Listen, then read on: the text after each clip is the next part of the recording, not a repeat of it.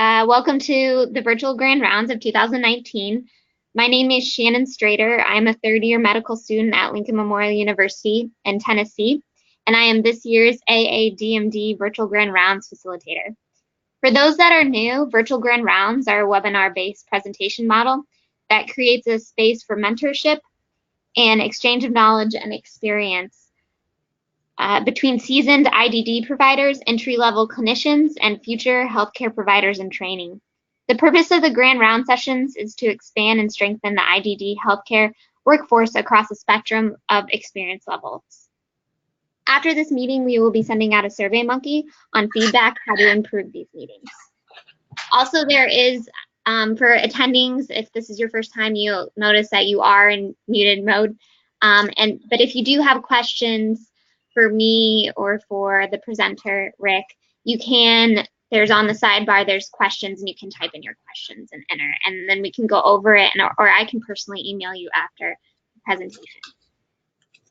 I would like to greatly, I'm very excited for this presentation, introduce Rick Guidotti, sorry, award-winning photographer, has spent the past 20 years collaborating internationally with advocacy organizations, medical schools, university, and other educational institutions to effect a sea of change in societal attitudes towards individuals living with genetic, physical, behavioral, or intellectual differences. His work has been published in newspapers, magazines, journals, and as my generation probably knows him, the TED Talk. Rick is the founder and director of Positive Exposure, an innovative arts advocacy and education organization which utilizes the visual arts to celebrate human diversity, inclusion of ethnicity, religion, gender, sexual orientation, age, and ability. Positive Exposure has significantly impacted the fields of human rights, mental health, medicine, and education by providing new opportunities to see each individual as a human being and valued member of the society. Positive Exposure's powerful collection of imagery, film, and narrative celebrates the richness and beauty of human diversity and dignity. So I'll give it to you, Rick. Thank you so much. Oh, it's a pleasure. Thank you so much, Shannon. Thank you, everybody. Thank you, AADMD. This is exciting. I love this.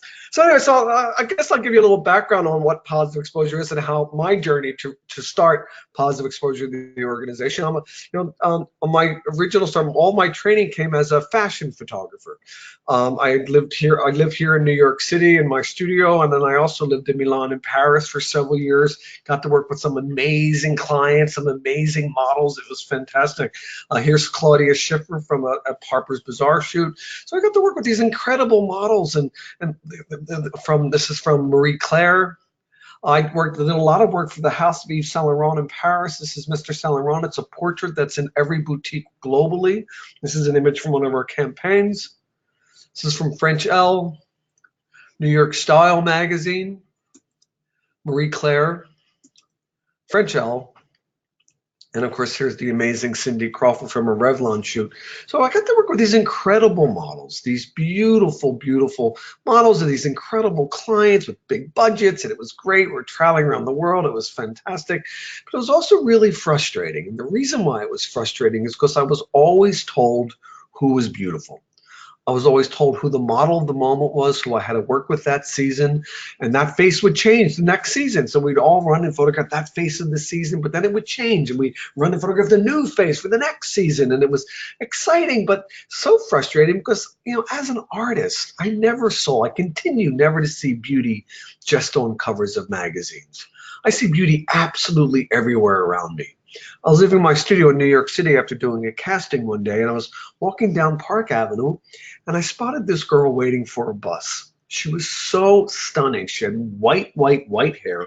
She had pale skin. She had this genetic condition called albinism. I knew the common term was albino. I never met a model that had this condition. I wanted to grab her and say, I have to take your photograph. You're amazing. But the bus came, and this young lady got on the bus, and the bus pulled away. And I always say this at every presentation. I'm so grateful that the bus did come because she was 12 years old, and I would probably still be in prison as we speak. So I'm glad that that didn't happen. But shoot, the bus just disappeared. I ran down to the closest Barnes & Noble, which is just in Union Square around the corner from my studio. And I went to the School of Visual Arts in New York City. I studied art and photography and filmmaking. So I never had an opportunity to see a medical textbook. Never wanted to, never had any reason to. But I figured that's where I have to go to first as a resource to find photographs of people with albinism, maybe this girl or friends of hers that shared the same genetic condition. So I grabbed the medical textbook off the shelf, so excited to find these images of this gorgeous kid or her friends, opened it up to albinism, and instead of finding images of this stunning girl or friends of hers, I found these images. The first image of the bright red eye was labeled the albino eye. This kid did not have bright red eyes. She had beautiful, beautiful blue eyes. And I saw countless photographs of people in cancer clinics with these open festering sores and wounds and bleeding and cancers. And it was terrifying. They were from all over the world, cancer clinics everywhere around the globe. And then I saw countless photographs of not just kids with albinism, but many genetic conditions featured the same way, usually on a person that's up against a wall in a doctor's office, naked, sometimes in their underwear, with those black bars across their eyes. It just scared the hell out of me seeing these photographs. I very quickly shut the medical textbook, put it back on the shelves, grateful to never have to see another medical textbook for the rest of my life. I went to an encyclopedia thinking, that's where I'll find these beautiful photographs. It's going to be amazing. So I grabbed the encyclopedia, but there I found the family in the circus. And this was terrifying. I'm thinking, this is horrible. And the more research I did, the more exploring I did, I kept finding lots and lots and lots of negative representation, certainly from Hollywood, of albinism. Princess Bride on the top of your screen, Powder with the top hat on, that's Powder. His mother, he had albinism because his mother was struck by lightning when she was carrying him. Bottom left is the Matrix Reloaded. It was the ghost-like characters that would come in and they'd wreak havoc, and it was just wild. They would wreak havoc and then they would just disappear. So even the most recent, the Da Vinci Code, it was evil Silas driving around Paris at night shooting at people. One of the first things I discovered in my research on albinism was that people with albinism have a visual impairment. Most people with this condition are considered legally blind. There is always some vision, but are considered legally blind. So certainly wouldn't be driving around Paris at night shooting at anybody and expect to hit any of those targets. This was terrible information, terrible representation. But I did see that there was a support group for people with albinism. There was a support group called NOAA, the National Organization for Albinism and Hypopigmentation, a support group for people living with this condition and their families. I got so excited, I called them immediately, saying, hey, I'm a fashion photographer. Let's show the world the beauty of albinism. This is going to be amazing. They said, get lost. I'm pretty persistent. I'm a New Yorker. I don't kind of give up so easily. And I kept after them, and they made it very clear to me early days of their fears of exploitation. That every time there was a magazine article about a kid with albinism, it was always the story about a victim. It was always sensational. It was always exploitative. It was always negative. And I have to agree with you. I can't find one positive representation of somebody with albinism anywhere, and I've been searching and searching. So let's do something strange here. Let's form a non-traditional partnership. Fashion photographer, genetic support group, and together we'll collaborate and we'll create a photographic series that celebrates the beauty of albinism. They say, and they agreed. It was so exciting. Positive Exposure was born that day. I'm so excited to get started. In walks the first girl I'm going to photograph. Her name is Christine. Christine's beautiful, long white hair, pale skin, 5'9", stunning. But she walks into my studio with her shoulders hunched, her head down, no eye contact, one-word answers. This kid had zero self-esteem, and I mean zero self-esteem, as a direct result of the bullying, the teasing, and the abuse she experienced every single day in the classroom environment because of her difference. It broke my heart to see this gorgeous kid standing there with zero self-esteem. I'd never met anyone with zero self-esteem. She's her head down, shoulders hunched, thinking, how am I going to photograph this kid? She's so vulnerable. But just the day before, in the same set in my studio, I had photographed Cindy Crawford for a Revlon shoot, and I thought, out of respect for this gorgeous kid, I'm going to photograph her like I would any supermodel. So the fan went on, the music went on, and I literally grabbed a mirror that was next to the set and I held it up to her face and I said, Christine, look at yourself. You're magnificent. And this kid looked in the mirror and she saw what I saw. And all of a sudden, her hands went on her hips, her head went in the air, and she exploded with a smile that literally lit up New York City. Let me introduce to you Christine. Stunning Christine. Christine walked into school the next day, not like the way she normally does with her head hanging low. She walked in with her head high and hair blowing, and she was enlightened with this new image of who she is. She desperately needed to change the way she saw herself. Her peers, her community, her teachers, they all desperately needed to change the way that they saw her difference. So she created a philosophy that still drives positive exposure to this day. And that philosophy is change how you see how you change. Everything we do from that is it's changing the way the world sees difference. Those first images were in a cover story in Life magazine called Redefining Beauty. A lot of accolades for the piece. I got a lot of pure congratulations. I got a lot of attention as a commercial photographer as well. People just loved it. It spread around the globe. It was fantastic. One of the best awards, though, I received for the Life magazine piece was from this organization, the Genetic Alliance. Many of you may know the Genetic Alliance is a coalition of all the genetic support groups worldwide. They're based in DC, and they presented me with the Art of Reporting Award. It was a great honor. The night of the presentation, as I was receiving the award, the director of the Genetic Alliance said, "We're looking at all these images of albinism worldwide, and they're stunning, they're beautiful, but there's a universal message here. This isn't just about albinism. This is about all differences. Would you have any desire to come to one of our other family conferences that we represent here at the Genetic Alliance and present positive exposure, the idea of celebrating difference, and show those families how gorgeous their kids are?"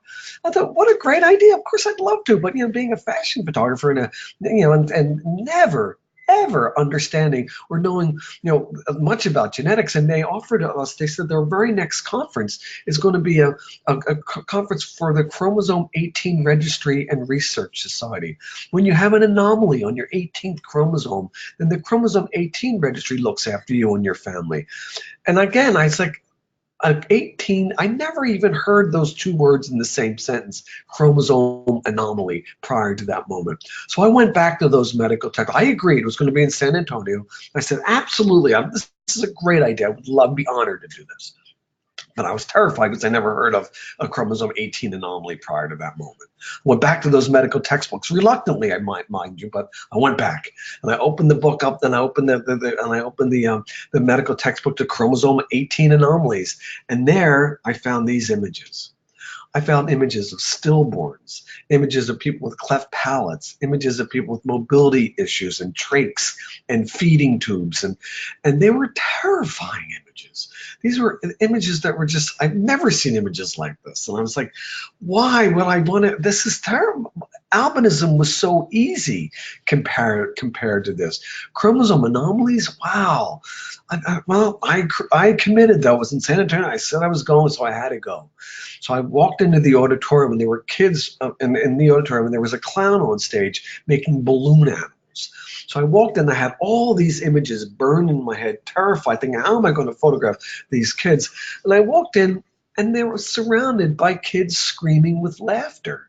There were kids with cleft palates. There were kids with trachs and feeding tubes and mobility issues. But they were kids, and they were kids having fun. If I heard one giggle when I was trying to do my research on chromosome anomalies, it would have changed everything. I was just like, it was just amazing, though, that my fear that these were just going to be like these are horrible, horrible images and sad people, and completely found the opposite there. Kids giggling and laughing and playing and having fun. It was incredible. These are some of the kids I met that first trip. That's the amazing Remy. Now, I go back to the Chromosome 18 conference every year, and I just photograph, and I've watched these kids grow up. And Remy and we just created, about a year ago, we created her senior photos, which is really amazing. There's the beautiful Pauline. the coolest kid on the planet, Ellington. Our amazing Sean. I've been photographing Sean for a long time. He's incredible. He's a great fan. Whenever he sees me, he yells, "Jeeves!" He's so great. He's awesome. And they weren't all just kids. They were kids and adults. They were people. There was humanity in that room. Humanity was lacking in those images. I got back to the studio after this great weekend in San Antonio where we created 1 billion images. It was so much fun. And I was approached by Francis Collins, who was then the director of the National Human Genome Research Institute at NIH. And they had just mapped the human genome, and we were invited to create a photographic exhibition at the People's Genome Celebration. It was going to be at the Museum of Natural History in DC at the Smithsonian. Incredible exhibition it'll be. And it was going to, and he had asked, could we create an exhibition that shows the diversity within the albinism diagnosis? So we have albinism all around the world and show all these images. It'll be amazing. I said, yes, Dr. Collins, that would be great. But I just came back from the Chromosome 18 conference, and it was incredible. There's a universal message here. This is about celebrating all differences. Is there any possible way that we can then invite some of the other genetic support groups to create this exhibition, have them all be part of this People's Genome celebration? And he agreed. So we connected with the Genetic Alliance and did this huge outreach to all the different genetic support groups, advocacy groups, and everybody wanted to be part of this. The first group that stepped up was the National Marfan Foundation. The Marfan syndrome, as you know, is a connective tissue disorder. You grow very, very tall. You have really long arms and long legs. You're at risk of an aortic dissection, scoliosis, pectus excavatum, other kind of anomalies as well. But that was the photograph that I saw in medical textbooks when I was trying to research what is a connective tissue disorder. And I got it. I finally realized why they use images like this. So a healthcare provider in training could identify a connective tissue disorder, can see what how a connective tissue disorder presents itself. So I got it. I thought, okay, I get it. But as an artist, there has to be it's my responsibility, and I'm going to take on that responsibility to give you the same information that you need in this image, in a medical type, an educational type photograph in medical journals, but add the key ingredient that's missing. And of course, that key ingredient is Billy. That key ingredient is humanity. There's Billy showing off his long arms. You get it. You see his scoliosis. You get this gorgeous kid. But you see first and foremost Billy. And that's so important. At the actual exhibition opening, this is Christopher. Now, everybody's an art director. Christopher was very specific how he wanted to be photographed. And he was very proud of his long fingers and his long arms. And he really wanted to show it all off. So that was the photograph that we created. And as you walked in the opening night at the Smithsonian, his was the first image you saw hanging from the ceiling. It was 8 foot square. And there was an incredible image, an incredible evening right in the rotunda, and it was amazing. And there's a huge party. It was the royalty of geneticists and of all the genetics communities and the scientists. Everybody was there. It was a huge party. It was so much fun. During the festivities, though, this one woman comes up to me and she said, my dad has Marfan syndrome. I have Marfan syndrome. And every year we go to the beach with our friends and we cover up our long, skinny arms and we cover up our pectus excavatum and our scoliosis with our beach gear. But after meeting Christopher, I am so buying a bikini. Change how you see how you change. Thank you, Christopher. So my great friend Caleb. Caleb's a little person. He is living with achondroplasia dwarfism. Caleb wants to be the president of the United States or an actor. So I told him all about Ronald Reagan, and he's thrilled that he can do both, and chances are he will. So keep your eyes open and your ears open for the amazing, incredible Caleb.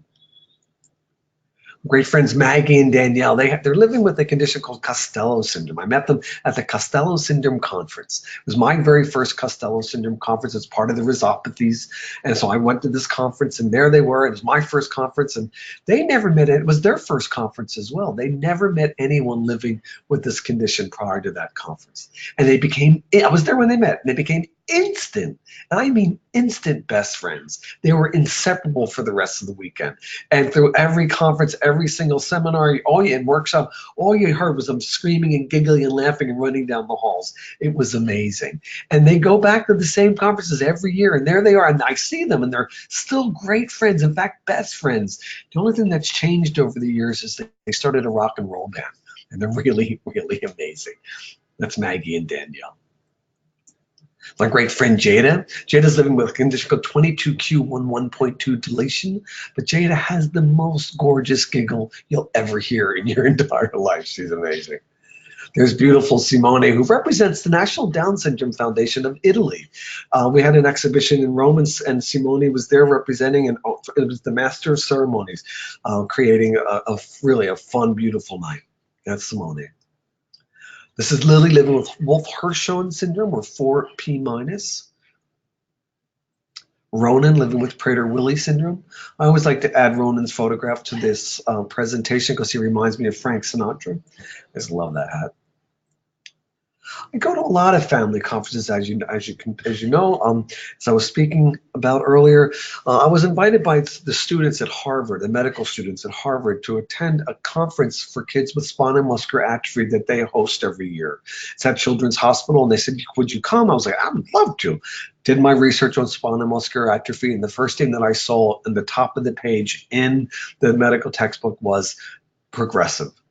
And I know what that meant. And I figured, and this was an advanced clinic, so I knew a lot of these kids were really vulnerable. Many of the kids may not even be there in the next year, because that's what I was reading in this medical textbook, and it's progressive, and this was an advanced clinic. So I went, and it was hard to be there. I presented positive exposure, and I saw these gorgeous kids and met their gorgeous families, and very quickly started shooting photographs. And we started collaborating on images, and as I'm shooting, I'm looking at the photographs, and each photograph is out of focus. And the reason they were out of focus is because these kids spent the whole time trying to run me over in their wheelchairs. This is after running over my left and my right foot. At the farewell dinner that night, that evening, I presented the images back to the families and started telling about some of the fun things that happened. And I got a standing ovation from the siblings, who were so excited that finally somebody saw the rotten brother for the truly rotten brother that he is. It's amazing. Change how you see how you change. My great friend Lucas and his dad. Lucas is living with Fragile X syndrome, of course, which is the leading familial genetic marker for autism. And that's his dad. And amazing kids. This is Kaylin. Now, Kaylin was born with a birthmark bilaterally across her face due to a condition called Sturge-Weber syndrome. Kaylin came to my studio to be photographed. She was so beautiful. We had so much fun. We took 1 billion photographs that day. Billions and billions, and it was a blast. At the end of the shoot, though, her mom calls me. She said, "Kaylin never talks to me about school, because she knows that if I hear that kids are teasing her, I'm going to come in the next day swinging a baseball bat, and that makes things worse for her." So she says nothing.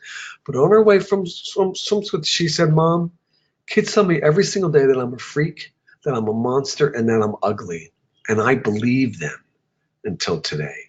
And then she mobilized. She got me to go to her school in New Jersey, a high school, where I presented positive exposure with her on stage in her little Madonna-esque headphones, running around stage in front of 400 freshman students screaming, "What is normal?"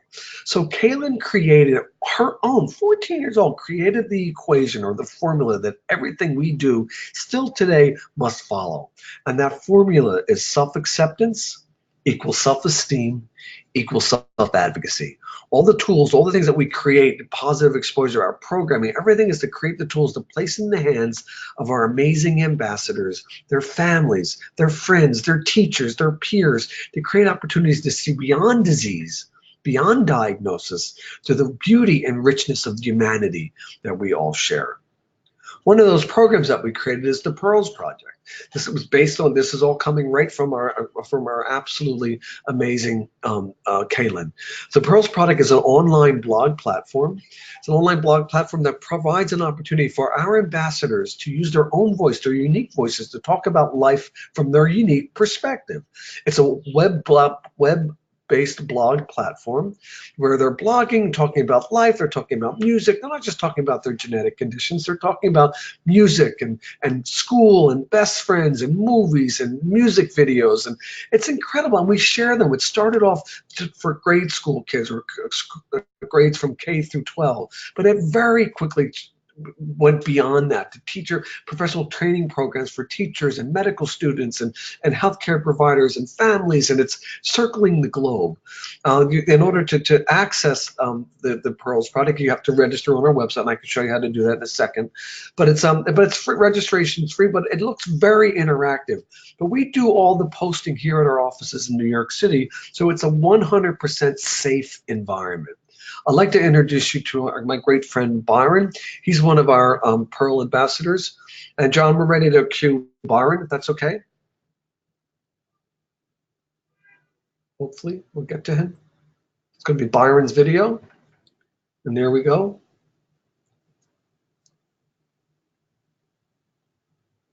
My name is Byron. I live in the DC area. I'm 14. When I was 10 months old, I had a left hemispherectomy. I had the left half of my brain removed because I have something called Sturge-Weber syndrome. I wear a brace on my right leg and right arm.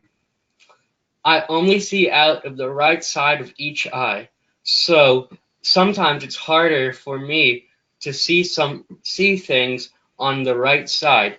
So playing sports can be frustrating because I might not see a ball coming.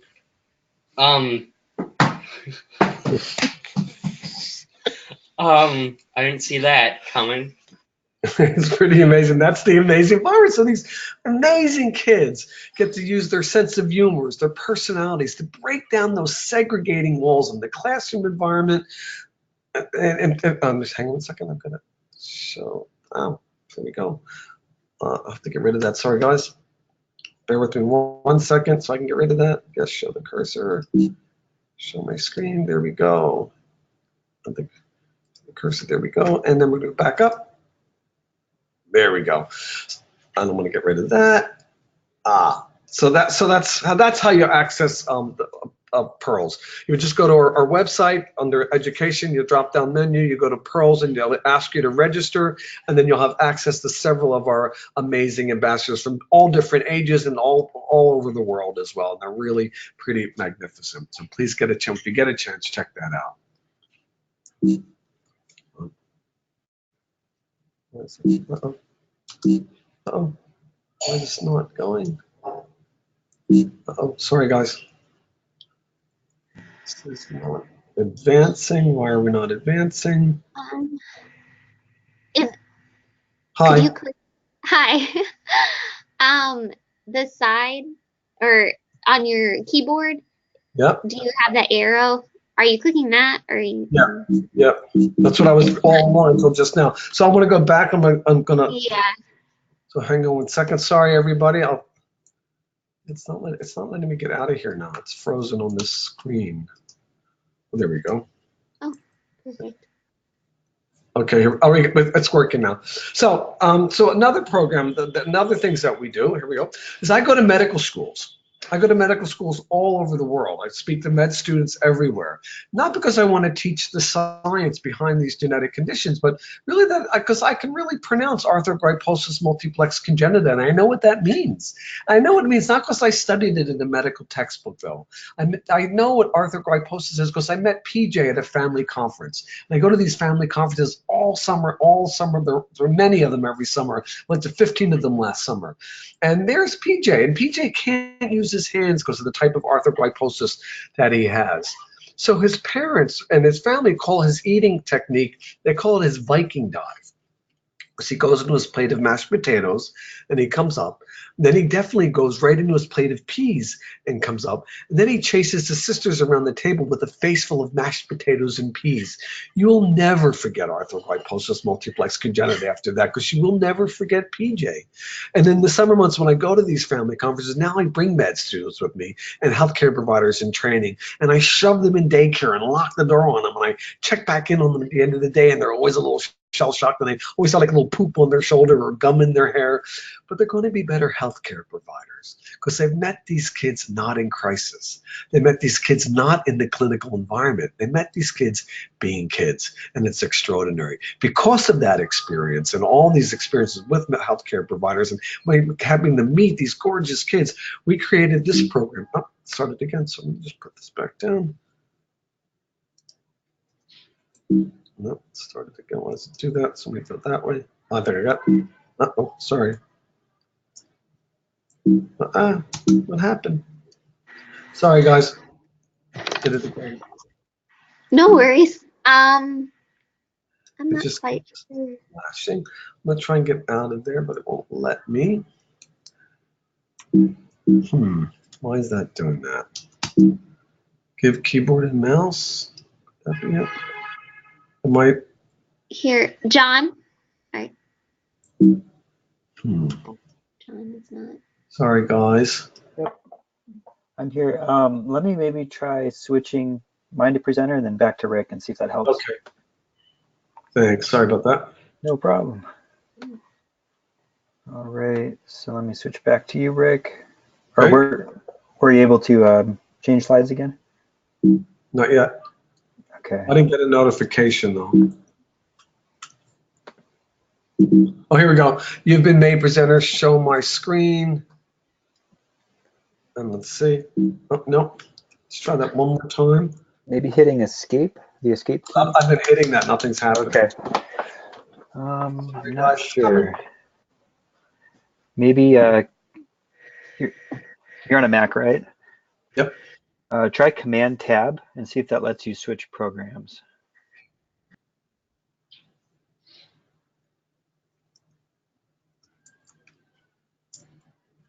Nope. Should I put this down here? Oh, there it is. We got it. Okay. So if I think I just click on it. So I think I know how to do it now. I think. All right. There we go. Gotcha. Okay, good. So one of the programs that we created because of all this medical student experiences, we created a series of a film library that's online called Frame, Faces Redefining the Art of Medical Education. The really brief films, 6 to 8 minutes, helping introducing a certain genetic condition, but as presented, so it's all the basic hallmark characteristics. So it's only 6 to 8 minutes, so you're not going to learn everything, but you get the basic characteristics, hallmark characteristics of a certain condition, but as presented by somebody living with the condition themselves or their families. So placing front row in medical education, humanity, helping healthcare providers in training in the early part of their training to understand fully that it's never what you're treating, it's always who you're treating. So I'd like to show you a sample of this, but the frame films themselves are present and they are accompanied by a photographic gallery, so you can show the diversity within that community, and also all the links that you'll ever possibly need to get more information about that specific condition are also made available on our website in the film library as well. So John, would you mind cueing the frame cut? Thank you, sir.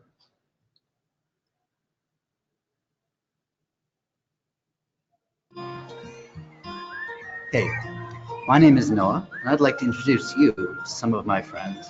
We all have a genetic condition called albinism. You may have seen us in movies or heard that we're all evil or have magic powers or have red eyes. We're like any other group of people. We're all different, we're all unique, and you will see here the diversity among us. Albinism affects people across the world from all ethnicities, but it's not only in humans, it affects animals too, and all kinds of them as well. There are two main types of albinism, ocular cutaneous and ocular albinism. Ocular cutaneous affects the eyes, the skin, and the hair, and ocular affects just the eyes. Today's my birthday. My name is Alex. And I'm Ezra. And this is Cassie and Penelope. Hello. Hello. And Cassie was born with a genetic syndrome called Marfan syndrome. We wanted to show you a feature Cassie was born with. As you can see, Cassie's chest sinks inward toward the middle. This is called pectus excavatum. But Penelope, what is it that you and Cassie call it? Target. Why do we call it a target, Cass? Because Penelope likes to shoot flattering. Yeah, she used to laugh all the time when I put water in it. Why would you put water in there? Because that's what made her that. Can you take a picture of it? I am. I'm doing it right now. I'm making a movie of it.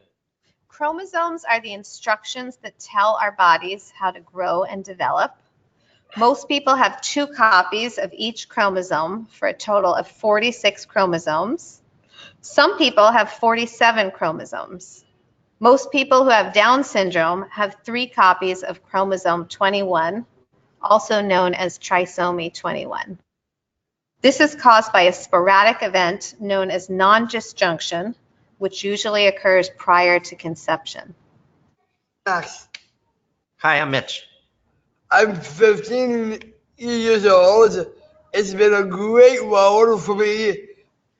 It's basically like an extra chromosome, and that chromosome blends in the awesomeness and blends in all of the loyalty, and you know, I could go on and on about it, but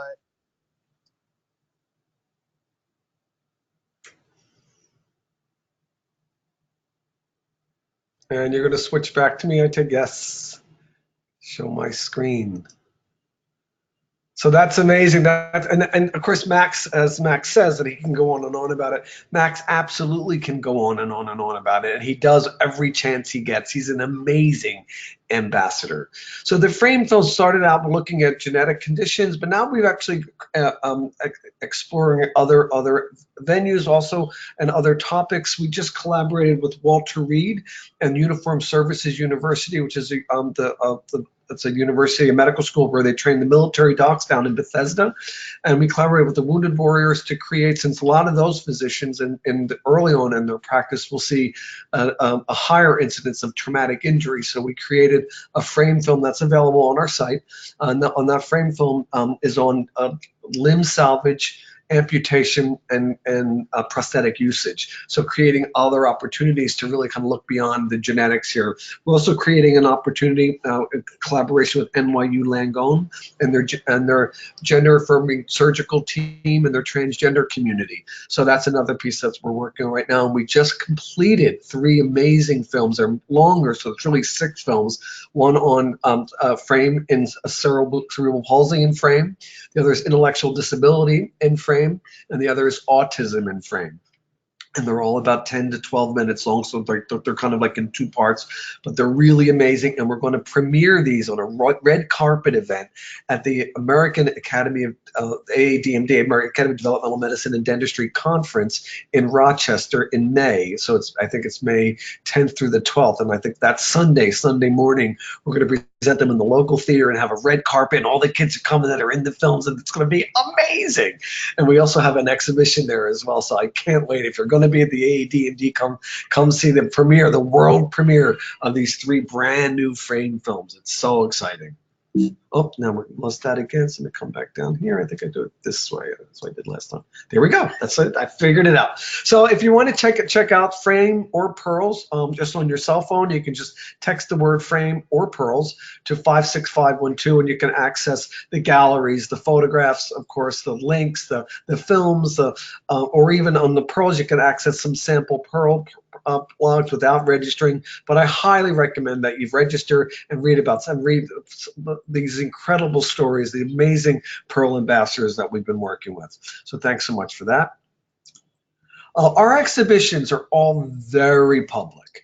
This is an exhibition on Hunter syndrome. We did a lot of pre-production photography in Germany and Poland, so we launched the exhibition in Grand Central Station here in New York City, but then it went to the streets of Warsaw, went to the Berlin train station, and then it also went to a mall in Russia. And this exhibition continues to travel globally.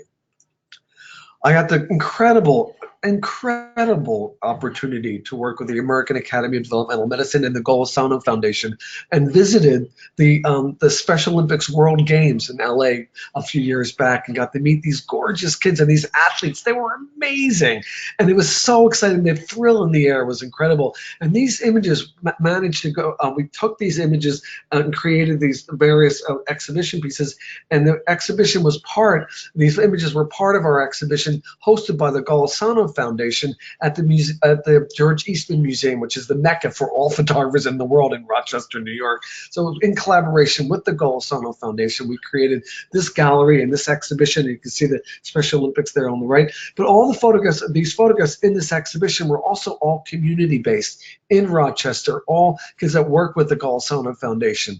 And it was just amazing to have this exhibition and have them all come, and they were all part of this exhibit, and they all showed up, and they go back and forth, and we're going to have those same images are going to be on exhibition at the AADMD conference in Rochester in May. So you'll get a chance to meet these really great, and a lot of the kids are going to come too, so it's a real thrill. So I can't wait for that. There's the beautiful Janice. She's featured in the exhibition. Thank you, Golisano Foundation.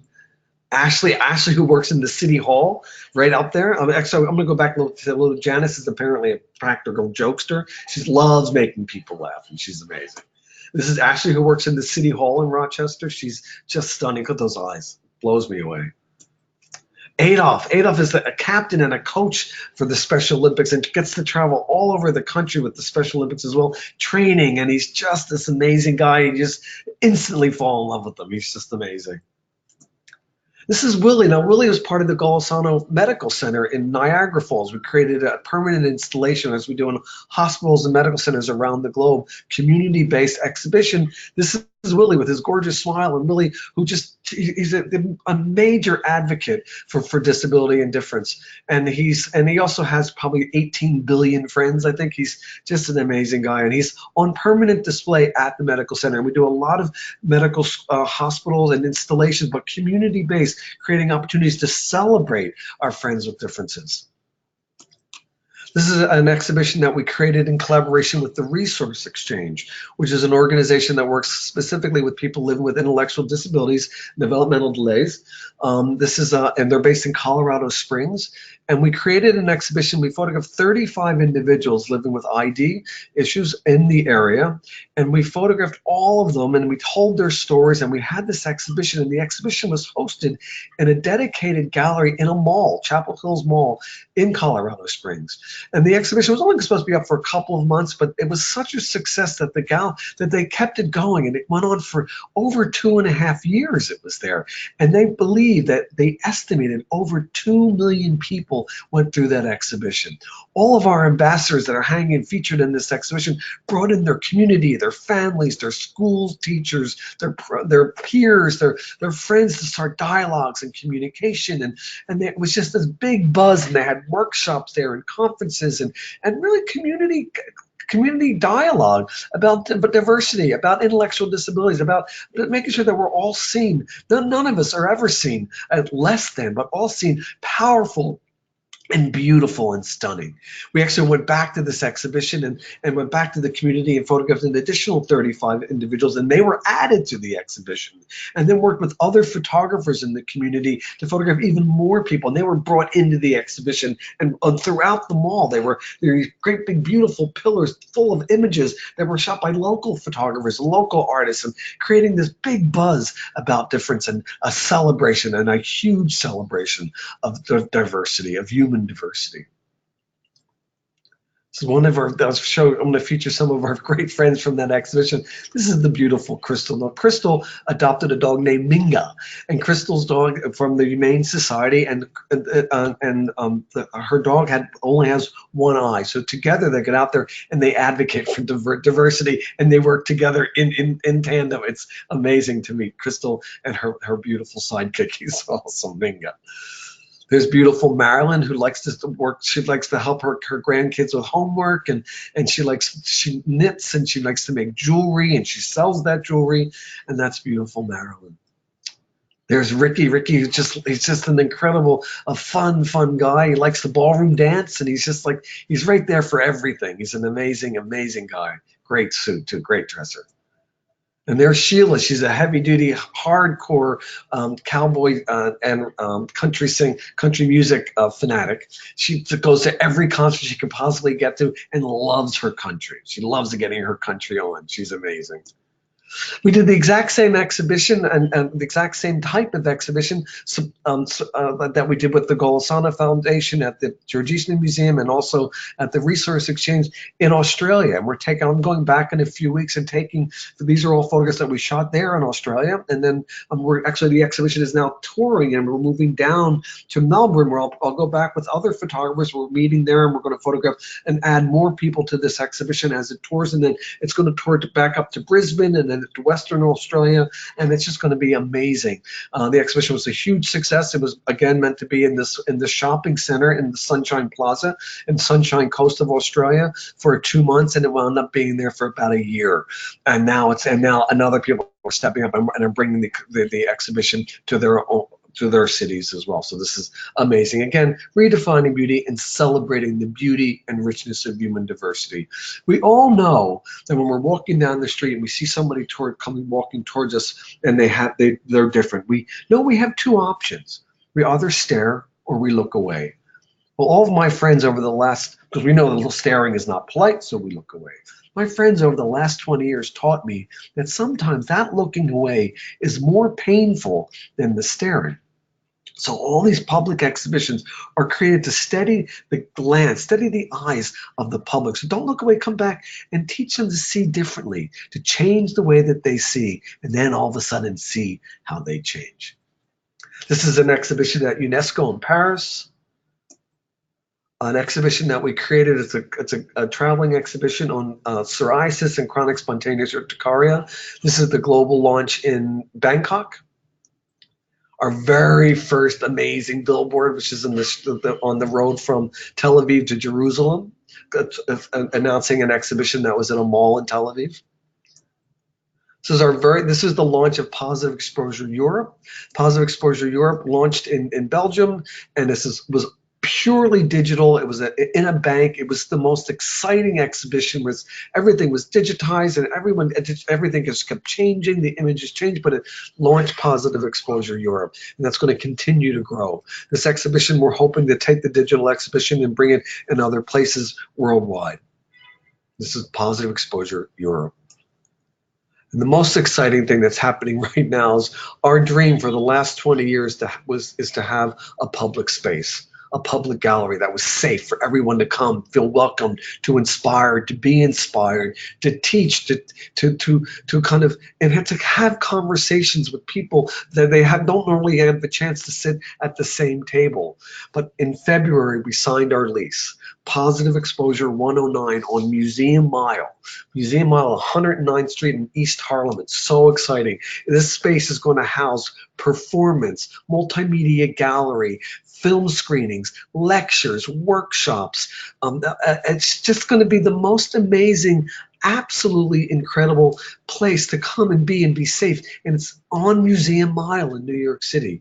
And the really exciting thing about this is right now we're campaigning and raising funds to get this accessible, because the space is not 100% accessible. We can't open our doors unless everybody's invited to this party. So check it out on our website and on Facebook as well. But it's there. It's Positive Exposure 109. We've signed the lease. It's our space and we're working on it right now. So to come and visit us as soon as you can. Thank you so much. And this is who we are. This is positiveexposure.org. Follow us on Facebook, Instagram, Twitter. But again, change how you see how you change. We all have the talents, the passions inside of us to help the world see beyond disease, beyond diagnosis, to the beauty and richness of humanity that we all share. Thank you so much for your time. Thank you. Wow, that was amazing. Thank you so much. I don't think we have any questions, but I'm like blown away. I wish you could come to my school. I'll come in a minute. Okay, I will try to get my administration to see this, how vital and important this is. Great. But this is wonderful. So much. Yeah, I look forward to seeing all this at the conference. Oh, you're going to be there. I'm excited. Oh, good. Oh, good. Oh, good. Oh, good. Yes. All right. Thank you so much. Thank you so much. This was so much fun. I really love doing it. Thank you so much. Yes. Thank you. Have a great night. Yeah, everyone. You too. Thanks. Bye. Bye, everybody. Thank you. That was very cool.